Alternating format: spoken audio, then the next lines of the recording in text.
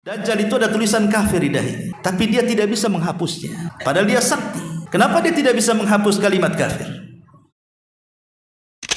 Assalamualaikum warahmatullahi wabarakatuh.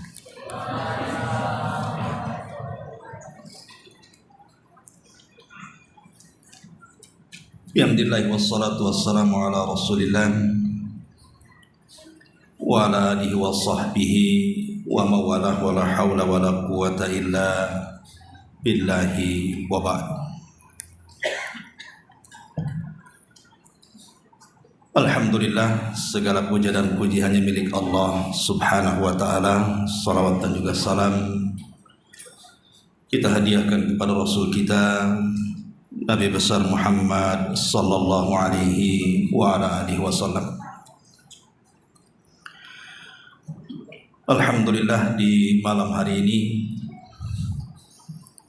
Allah subhanahu wa ta'ala mempertemukan kita di Masjid Pontrenis ini, di mana malam ini kita akan membahas tentang tafsir dari surah Al-Mulk. Nabi sallallahu alaihi wasallam bersabda, "Majtama'a qaumun fi baiti min buyutillah yatluna kitaballah wa yatadarasunahu bainahum illa nazalat alaihimus sakinah wa ghasyiyatuhumur rahmah wa haffathumul malaikah wa dzakarallahu fi man indah." Tidaklah satu kaum, kata Nabi sallallahu alaihi wasallam, berkumpul di salah satu rumah daripada rumah-rumah Allah alias masjid.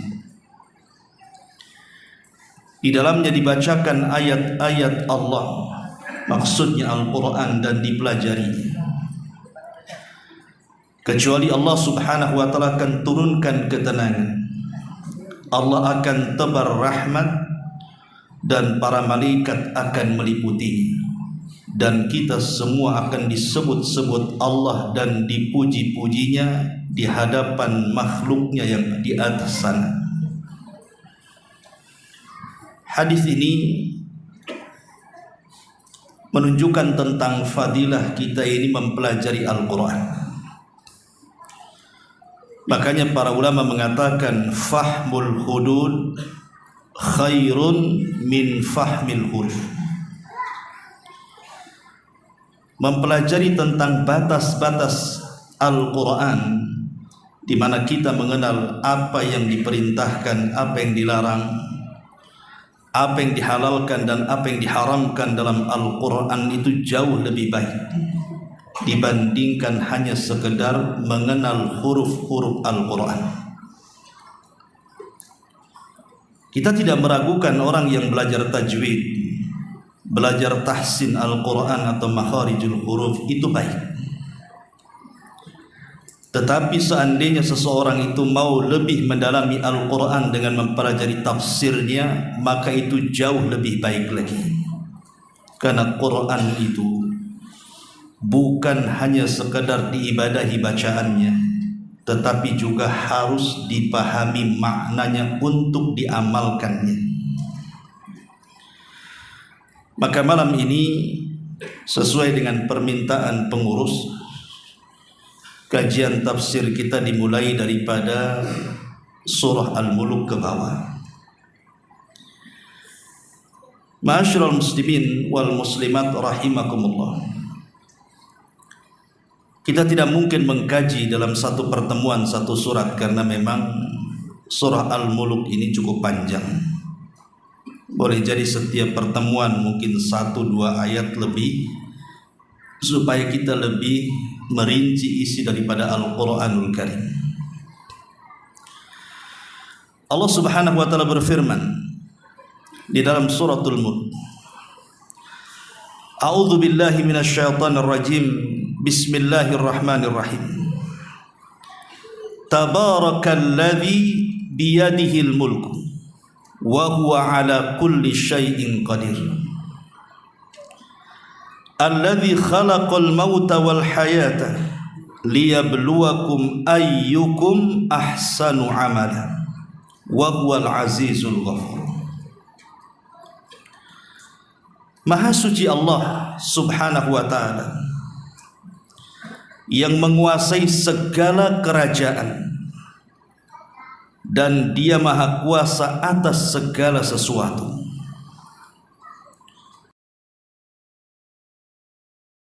Kehidupan untuk menguji kalian, siapa di antara kalian yang jauh lebih baik amalannya, dan dia maha perkasa lagi maha pengampun. Ma'asyiral muslimin wal muslimat rahimani wa rahimakumullah. Sebelum saya menjelaskan tentang tafsir kalimat per kalimat dari suratul Mulk, tentu ada baiknya kita menjelaskan tentang fadilahnya dulu. Dalam sebuah hadis yang dikeluarkan oleh Imam At-Tirmidzi, Abi Dawud dan yang lainnya, dari sahabat Abi Hurairah radhiyallahu an, Rasul bersabda, inna suratan minal Qur'ani 30 ayatan syafa'at li rajulin hatta ghufira lahu wa hiya suratu tabarakalladzi biyadihil mulku. Dari Abu Hurairah radhiyallahu an, Nabi sallallahu alaihi wasallam bersabda, ada satu surat dari Al-Quranul Karim yang terdiri dari 30 ayat dan dapat memberikan syafaat bagi yang membacanya sampai dia diampuni. Maksudnya adalah ayat tabarakalladzi biyadihil mulku. Hadis ini menjelaskan kepada kita satu keutamaan besar bagi orang-orang yang mendawamkan membaca suratul Mulk, bahwa surat ini akan menjadikan syafaat bagi para pembacanya. Secara umum Al-Quran itu memberi syafaat kepada pembacanya, karena nanti pada hari kiamat Al-Quran akan berhujjah di hadapan Allah subhanahu wa ta'ala dan membela pembacanya. Dan lebih khusus lagi orang yang membaca surat Al-Mulk. Kapan surah Al-Mulk ini dianjurkan untuk dibaca? Dijelaskan dalam hadis Jabir bin Abdullah radhiyallahu an. Hadis ini diperselisihkan tentang sahih dan dhaifnya, tetapi Syekh Albani mensahihkannya. Anna Nabiy sallallahu alaihi wasallam kana la yanamu hatta yaqra alif lam mim tanzil wa tabarakalladzi biyadihil mulku. Dalam hadis Jabir radhiyallahu an, bahwa Nabi sallallahu alaihi wasallam tidak akan pernah tidur malam hari sampai beliau membaca alif lam mim tanzil, artinya surah As-Sajdah, dan juga surah Al-Mulk yang Allah subhanahu wa ta'ala mulakan dengan kalimat tabarakalladzi biyadihil mulku. Jadi sangat dianjurkan, kata para ulama, setiap sebelum tidur membaca suratul Mulk. Biasakan membaca suratul Mulk. Antum yang sudah hafal tentu senang membacanya, dan yang belum hafal tinggal baca Quran. Yang repot itu yang tak bunyi karena tak bisa baca. Itu harus belajar Quran tuh. Bahkan lebih daripada itu, Nabi SAW sampai mengatakan bahwa orang yang mendawamkan membaca suratul Mulk itu, maka dia akan terhindar dari fitnah kubur. Dia akan terhindar dari fitnah kubur, artinya terhindar dari su'alul malakaini, pertanyaan dua malaikat Munkar dan Nakir. Memang dalam masalah ini banyak hadis, ada yang sahih, ada yang dhaif. Tetapi dengan banyaknya riwayat sebagaimana hadis Nabi SAW mengatakan, fahiyal mani'atu tamna'u min adzabil qabri. Suratul Mulk adalah surah al-mani'ah yang bisa menghalangi seseorang, maknanya menghalangi seseorang dari azab kubur. Abul Hasan Mubarak Furi rahimahullahu taala sampai mengatakan, ma'nahu anna tilawata hadhihi surati fil hayati dunya takunu sababan lin najati taliha min adzabil qabri. Bahwa membaca surah ini ketika di alam dunia akan menjadi sebab keberhasilannya pada alam setelahnya, maksudnya setelah kematiannya, yaitu dia terselamat dari azab kubur. Dari sini kita tahu tentang keistimewaan, kemuliaan dan ketinggian surah Al-Mulk di sini. Dia akan menghindarkan kita dari fitnah kubur, bahkan azab kubur, dan dia akan menjadi syafaat bagi orang-orang yang mendawamkannya. Dan sangat disunnahkan membaca suratul Mulk itu di malam hari sebelum tidur. Maka jangan sia-siakan membaca suratul Mulk ini di malam hari. Ma'asyiral muslimin wal muslimat rahimani wa rahimakumullah.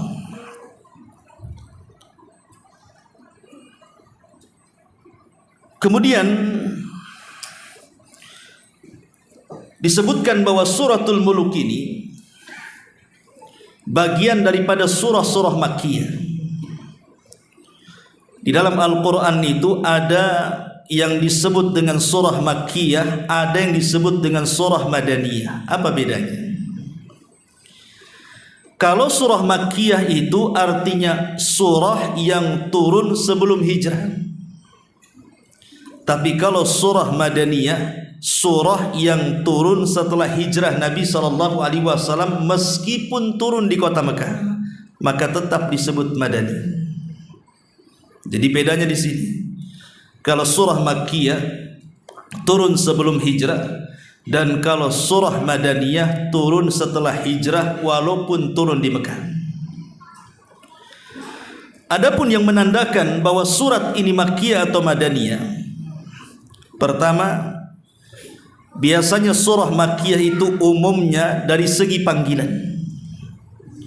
Kalau ada panggilan ya ayyuhan nas, wahai manusia, berarti ini adalah Makkiyah. Tapi kalau panggilannya ya ayyuhalladzina amanu, berarti itu surah Madaniyah. Yang kedua, surah-surah Makkiyah itu lebih cenderung membicarakan tentang qasas al-anbiya, kisah-kisah para nabi, kisah-kisah umat-umat yang terdahulu. Jadi kalau Al-Quran menceritakan tentang kisah-kisah umat terdahulu, menunjukkan bahwa surah tersebut Makkiyah dan bukan Madaniyah. Karena umumnya surah-surah Madaniyah itu bicara soal ibadah.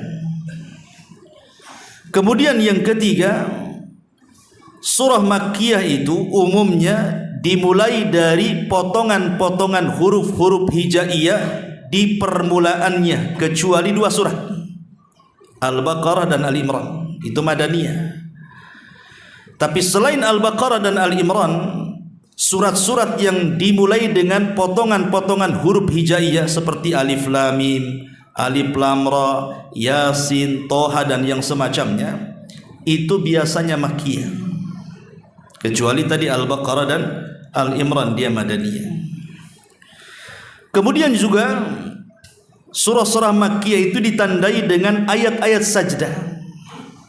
Dan ada 15 tempat kalau kita membaca surat dan ada perintah atau kalimat sajdah, sujud, maka di situ disunnahkan untuk sujud tilawah. Jadi sujud-sujud tilawah itu umumnya terjadi sebelum hijrah. Makanya tanda bahwa surat ini Makkiyah ditandai dengan ayat-ayat sajdah, perintah tentang sujud tilawah. Dan juga yang kelima, biasanya ayat-ayat Makkiyah ini selalu ditandai dengan kalimat kalla. kalla balarana, kalla. Pokoknya kalau ada kalimat kalla biasanya makkiyah dan bukan madaniyah. Dan secara tema juga biasanya kalau surah-surah makkiyah itu umumnya bicara soal akidah, soal tentang adanya kematian, peristiwa setelah kematian, seperti adanya padang mahsyar, adanya hisab, adanya timbangan, adanya sorga, adanya neraka. Itu umumnya makkiyah. Karena surah-surah madaniyah itu tidak bicara soal ini. Umumnya surah-surah madaniyah itu bicara soal hukum, salat, puasa, zakat, haji, dan begitu seterusnya. Itulah secara umum perbedaan makkiyah dan madaniyah. Taib, ini hanya pengetahuan umum saja. Kita masuk pada ayatnya. Ma'asyiral muslimin wal muslimat rahimani wa rahimakumullah. Di sini Allah Subhanahu wa taala berfirman, tabarakalladzi biyadihil mulku. Tabarak.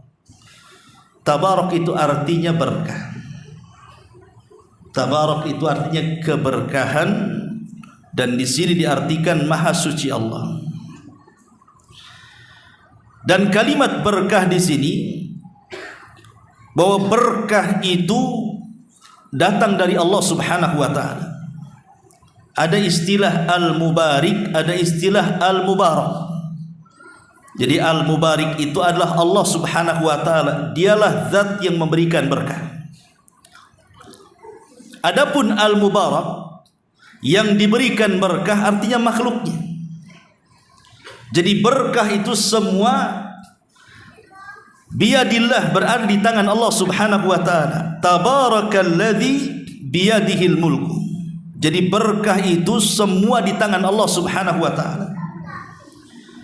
Dan makna berkah sendiri artinya luzumul khairi wastiqrar, kebaikan yang menetap yang tidak akan pernah hilang dari makhluk yang Allah berkahi.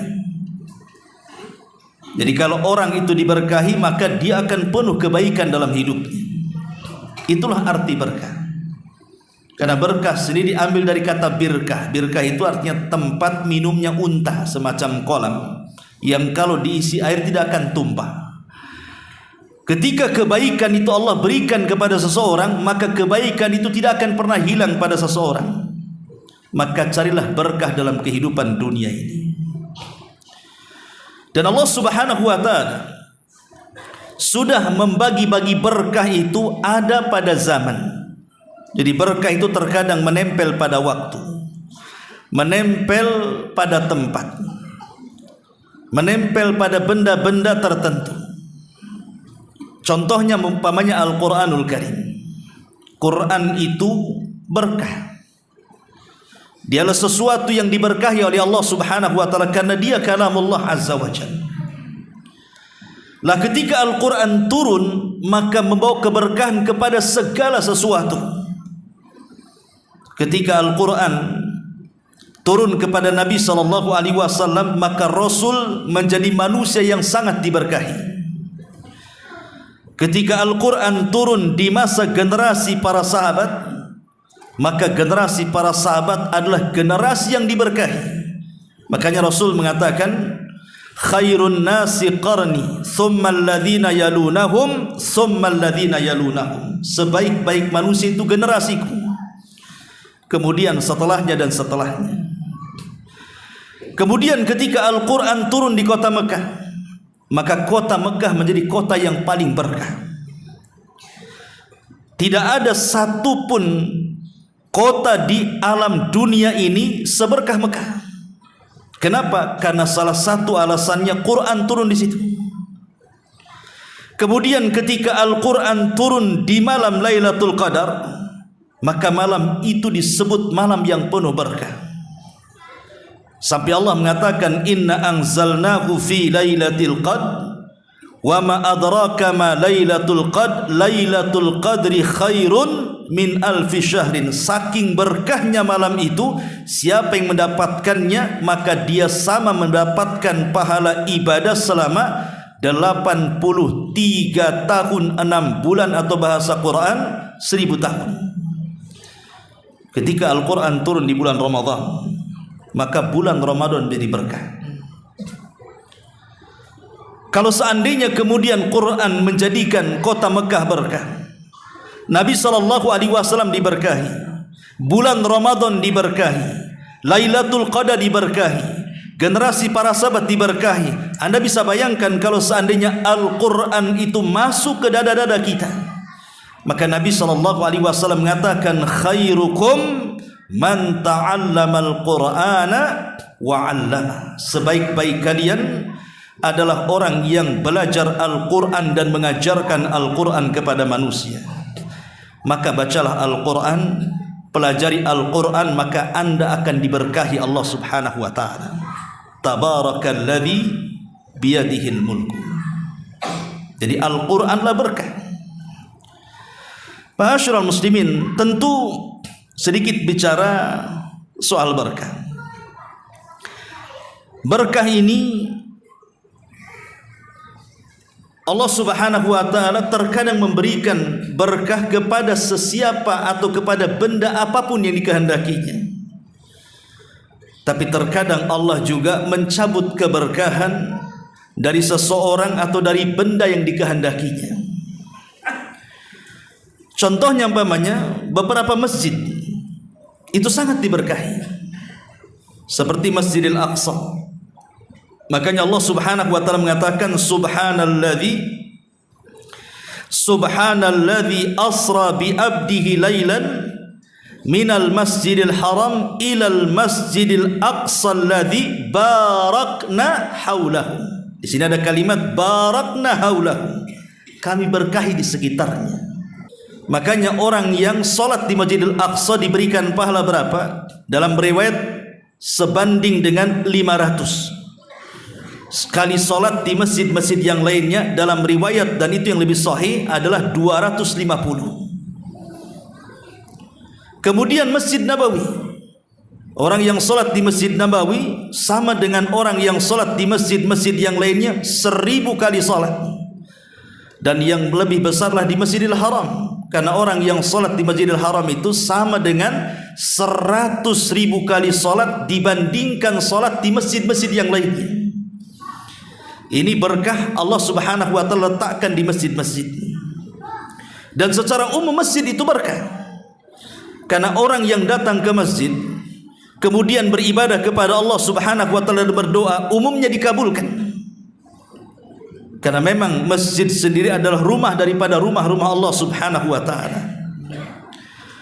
Termasuk juga hal-hal yang diberkahi adalah 10 awal bulan Dzulhijjah.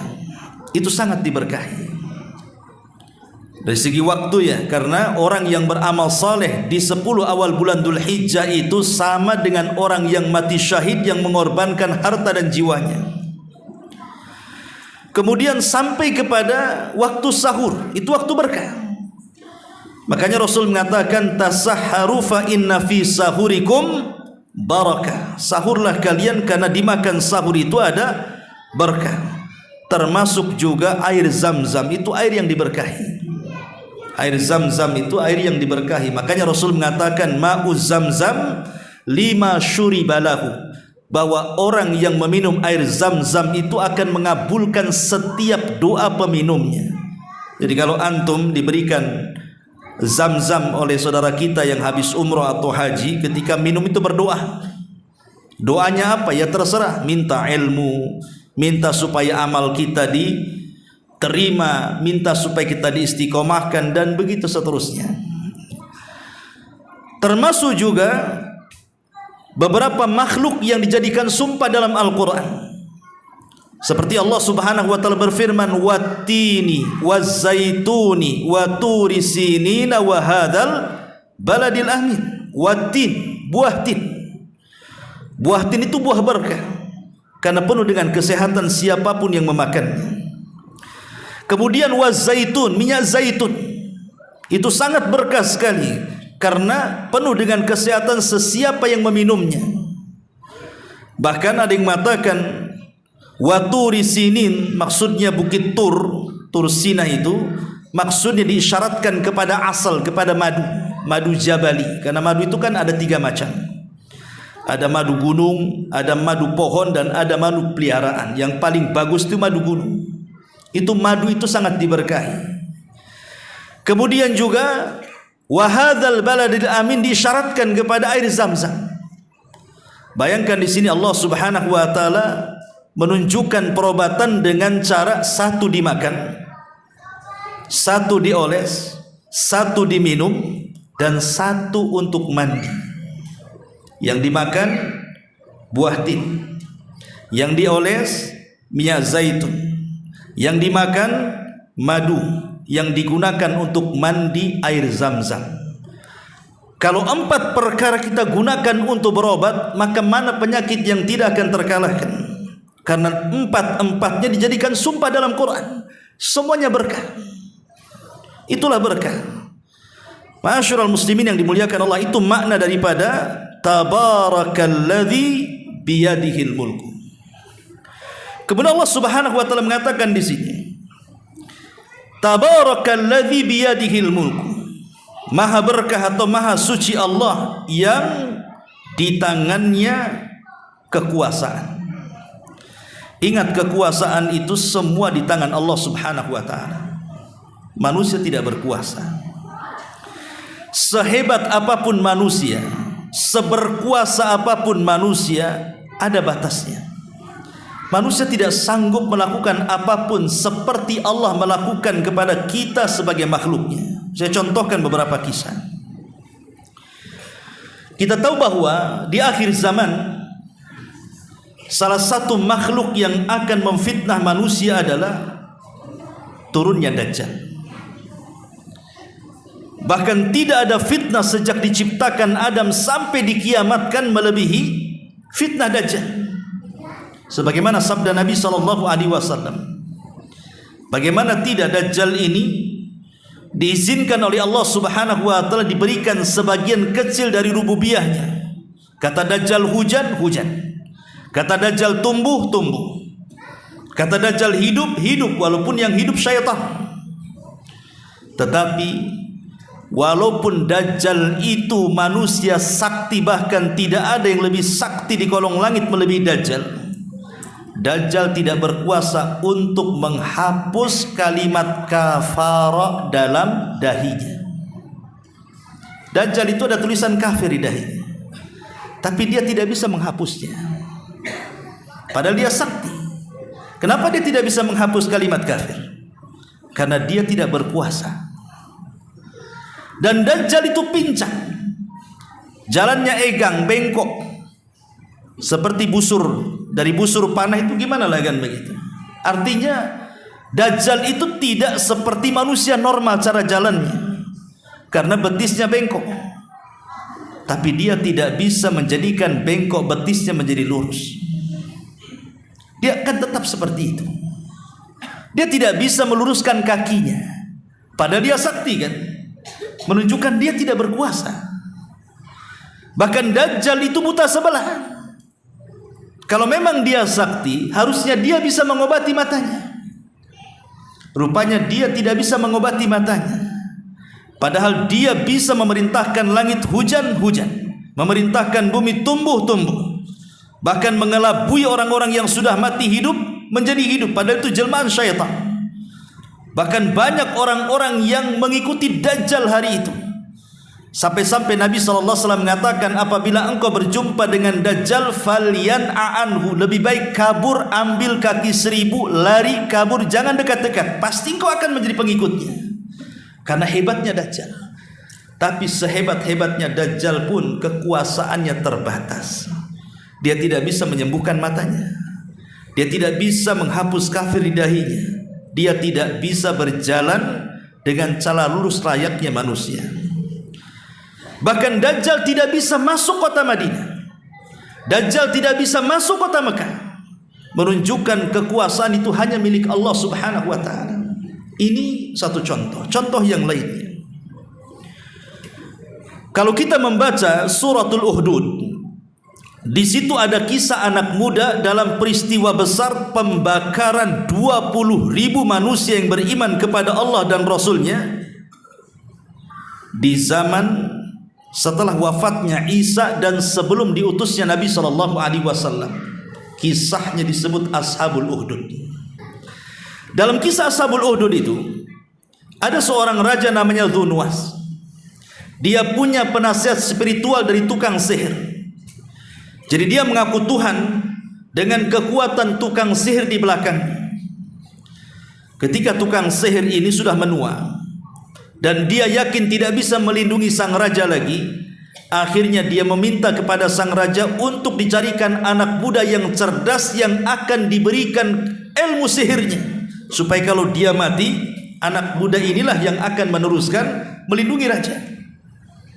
Dalam perjalanan, rupanya anak muda ini setiap belajar kepada tukang sihir, dia melintasi gereja. Karena di zaman itu agama yang paling benar Nasrani, karena Islam belum ada. Kemudian dia kenal dengan seorang pendeta. Akhirnya oleh sang pendeta diajari ajaran Nasrani yang lurus, yang masih berpegang dengan ajaran Isa bin Maryam. Kemudian tumbuhlah ketertarikan anak muda ini. Maka dalam satu hari dia mempelajari 2 pelajaran, satu pelajaran tauhid dari sang rahib dan satunya mempelajari syirik sihir dari sang tukang sihir. Tapi hatinya cenderung kepada tauhid dibandingkan kepada kesyirikan. Sampai akhirnya kemudian dia pun meninggalkan tukang sihir dan fokus belajar kepada sang rahib. Satu hari kemudian anak muda ini akhirnya berkelana. Dan sang rahib mengatakan bahwa kalau ada yang bertanya kepadamu siapa yang mengajarkan ilmu kepadamu, jangan kau sebut-sebut aku, rahasiakan aku. Sampai satu hari sang anak muda ini ingin membuktikan tentang ilmu sang rahib. Ada hewan buas yang suka menghalangi orang.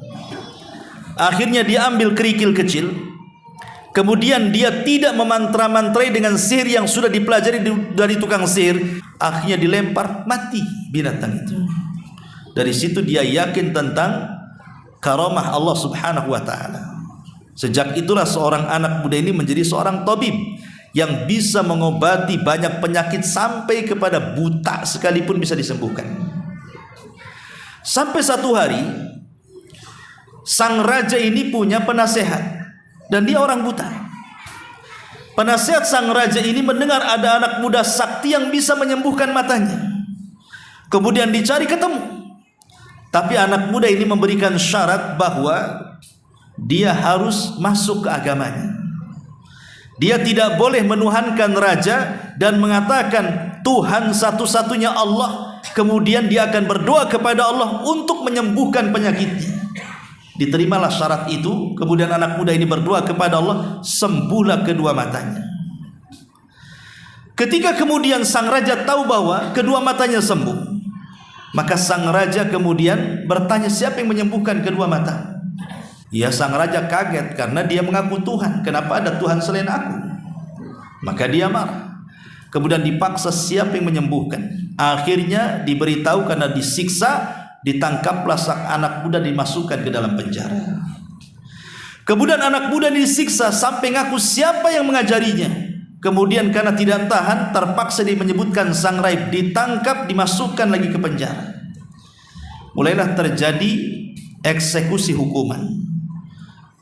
3 orang dipaksa untuk murtad dan kembali menyembah sang raja, tapi 3-tiganya istiqomah. Lihat bagaimana hidayah itu kalau sudah masuk ke dalam hati, maka dia tidak akan takut siapapun kecuali Allah Subhanahu wa taala.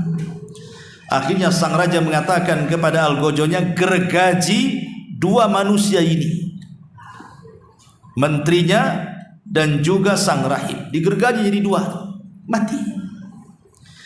Adapun anak muda ini, sang raja ingin membunuh dengan cara lain supaya menjadi ibrah bagi yang lainnya. Siapapun yang tidak tunduk dan menuhankan dia, nasibnya sama dengan anak muda itu.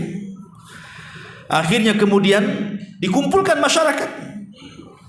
Kemudian anak muda ini dibawa ke bukit yang sangat tinggi untuk dilempar dari atas bukit itu. Maka anak muda ini berdoa kepada Allah Subhanahu wa taala, dan mengatakan Allahumma kfinihim, ya Allah jagalah aku dari mereka, lindungi aku dari mereka. Tiba-tiba bukit itu terjadi gempa dan lini. Akhirnya prajurit yang membawa anak muda ini terjatuh, semuanya mati, anak muda ini pula selamat. Sang raja geleng-geleng kepala, kemudian ditangkap lagi.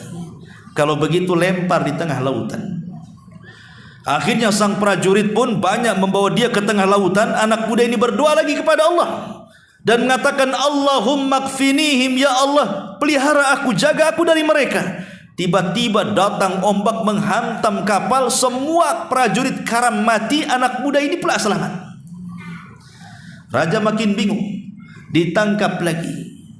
Pokoknya setiap kemudian hendak dieksekusi mati selalu selamat, dan prajuritnya yang mati. Lihat bagaimana tabarakalladzi biyadihil mulku, kekuasaan itu milik Allah, bukan milik Dzunnuwas, sang raja zalim di zaman Ashabul Ukhdud.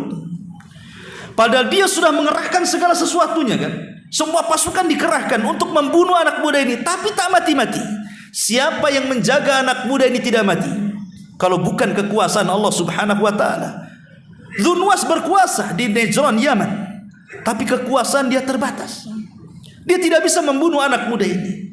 Sampai akhirnya anak muda ini berpikir, kemana saja pasti saya akan ditangkap dan pasti akan diupayakan untuk dibunuh. Maka dia mengatakan, jangan sampai kematianku sia-sia dan tidak bermanfaat bagi manusia. Akhirnya dia menyerahkan diri dan mengatakan, wahai raja, kalau engkau ingin membunuhku maka sangat mudah sekali. Lah kebetulan sang raja sudah dendam ingin membunuhnya. Tiba-tiba anak muda ini menyebutkan kelemahannya. Maka anak muda ini mengatakan, kalau engkau ingin membunuhku, siapkan busur, aku akan sediakan anak panahku. Dengan anak panahkulah yang akan melesat tepat di pelipis mataku, maka engkau akan bisa membunuhku. Dengan syarat ketika melepas anak panah engkau membaca Rabbnya anak muda itu. Akhirnya manusia dikumpulkan, anak muda diikat di tiang. Raja sudah memang dendam dengan anak muda itu. Diambil busur, diberikan anak panah, langsung dia membawa atau mengucap mantra yang diajarkan anak muda itu. Kan itu syaratnya. Kalau tidak membaca itu maka dia tidak bisa membunuhnya. Dia tidak sadar kalau mantra yang ia ucapkan itu membatalkan ketuhanannya. Dia kan ngaku Tuhan. Kemudian ketika melesatkan anak panah, dia mengatakan Bismillahirrabbilghulam, dengan menyebut Tuhan anak muda itu. Harusnya dengan menyebut dirinya kan. Dia sebut Tuhan anak muda itu di hadapan manusia. Akhirnya manusia tahu bahwa dia bukan Tuhan, karena dia menyebutkan Tuhan anak muda itu. Ketika kemudian melesat anak panah persis di pelipisnya, mati anak muda itu. Dan semua manusia menyaksikan, tiba-tiba mengatakan amanna bi rabbil gulam, seolah-olah dikomando oleh sang raja. Semua mengatakan kami beriman dengan Rabbnya anak muda itu. Makin pusinglah ini. Yang kurang ajar satu, sekarang semua pula kurang ajar ya. Ini menunjukkan apa? Tabarakalladzi biyadihil mulku, yang punya kuasa itu Allah. Allah bisa membolak-balikan hati yang kufur menjadi iman kan. Ini contoh kisah tentang Ashabul Ukhdud ya. Atau kisah yang lainnya. Di zaman Nabi Ibrahim alaihi salatu wassalam, kita tahu Nabi Ibrahim ini hijrah ke beberapa tempat. Berawal dari Irak, kemudian hijrah ke Haran, kemudian dari Haran hijrah ke Palestina, kemudian dari Palestina hijrah ke Mesir, kemudian dari Mesir hijrah lagi ke Palestina, dari Palestina hijrah ke Mekah. Jadi Ibrahim ini hijrah kemana-mana. Yang ingin saya kisahkan adalah ketika Ibrahim hijrah ke Mesir membawa istrinya Sarah. Karena ketika itu di Palestina terjadi pacaklik. Tidak mungkin Ibrahim hidup dengan kondisi pacaklik. Maka dia mencari penghidupan sampai kemudian di Mesir. Rupanya Raja Mesir itu punya keanehan seksual, di mana Raja Mesir di zaman Nabi Ibrahim itu, dia tidak suka melihat istri orang cantik. Jadi kalau ada istri orang cantik, maka istrinya akan diculik, suaminya akan dibunuh. Kalau bisa istrinya jelek semua. Kalau ada yang cantik diambil. Itulah keanehannya. Lah Sarah ini wanita tercantik. Sampai ada sebagian asar mengatakan bahwa Sarah ini mewarisi separuh kecantikan Hawa sebagaimana Yusuf mewarisi separuh ketampanan Adam. Makanya Sarah selalu menutupi mukanya supaya tidak ketahuan. Tapi satu hari Sarah ini tersingkaplah kemudian hijabnya nampak oleh prajurit. Kemudian dilaporkan kepada sang raja bahwa ada wanita paling cantik di Mesir katanya. Maka sang raja mengatakan, kalau gitu tangkap wanita itu, interogasi itu laki-lakinya. Maksudnya Ibrahim, apakah dia suaminya atau saudaranya? Kalau suaminya bunuh, kalau saudaranya biarkan. Maka Ibrahim mengatakan kepada istrinya, kalau engkau ditangkap oleh prajurit raja, jangan kau bilang aku suami, tapi bilanglah aku saudari, aku saudaramu. Maksudnya saudara seiman. Ya, ini salah satu tauriah dustanya Ibrahim untuk supaya melindungi jiwanya, dan dengan sebab dusta inilah Ibrahim tidak memberikan syafaat. Akhirnya betul ditangkap tuh. Ketika ditanya siapa laki-laki ini, kata Sarah, dia saudaraku. Maka Ibrahim pun kemudian dibiarkan hidup.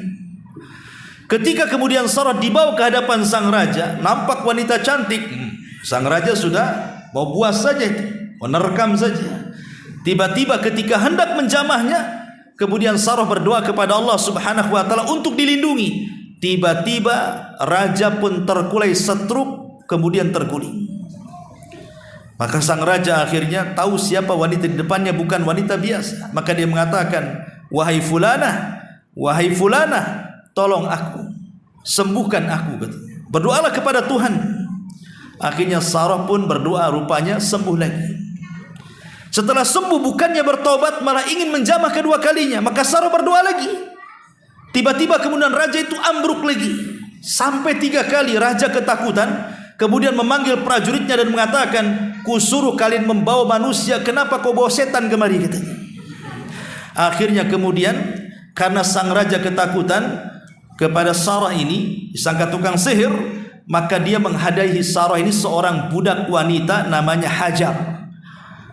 Kemudian bawalah Hajar, pergi kau dari sini dan jangan pernah hadir di sini lagi. Allah Subhanahu wa taala selamatkan Sarah dari raja zalim karena berkat doa dia dan doa Ibrahim dari kejauhan dengan cara salat. Jadi ketika Sarah ditangkap, Ibrahim langsung salat. Dan inilah yang kemudian dijadikan dalil oleh Nabi sallallahu alaihi wasallam. Disebutkan oleh Abu Hurairah radhiyallahu an, kana Nabi sallallahu alaihi wasallam idza hazabahu amrun fazi'a ila shalah. Rasul itu kalau ada masalah yang tidak bisa keluar dari masalah itu, maka dia langsung salat supaya keluar dari masalah itu. Ya. Dari sini kita tahu bagaimana sang raja tidak bisa menyentuh Sarah. Atas kuasa siapa? Karena dia seorang wanita. Wanita yang lemah di hadapan raja yang kuat, yang banyak prajuritnya, coba. Tapi dia tidak bisa menyentuh Sarah. Ini menunjukkan apa? Kekuasaan manusia terbatas. Karena yang berkuasa itu Allah Subhanahu wa taala. Kalau Allah tidak berkehendak, maka tidak akan terjadi.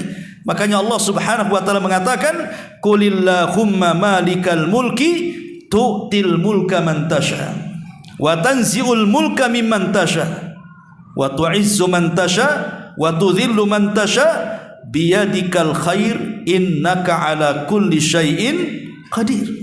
Ya. Katakan ya Muhammad, wahai Tuhan pemilik kekuasaan, Engkau berikan kekuasaan kepada siapapun yang Kau kehendaki.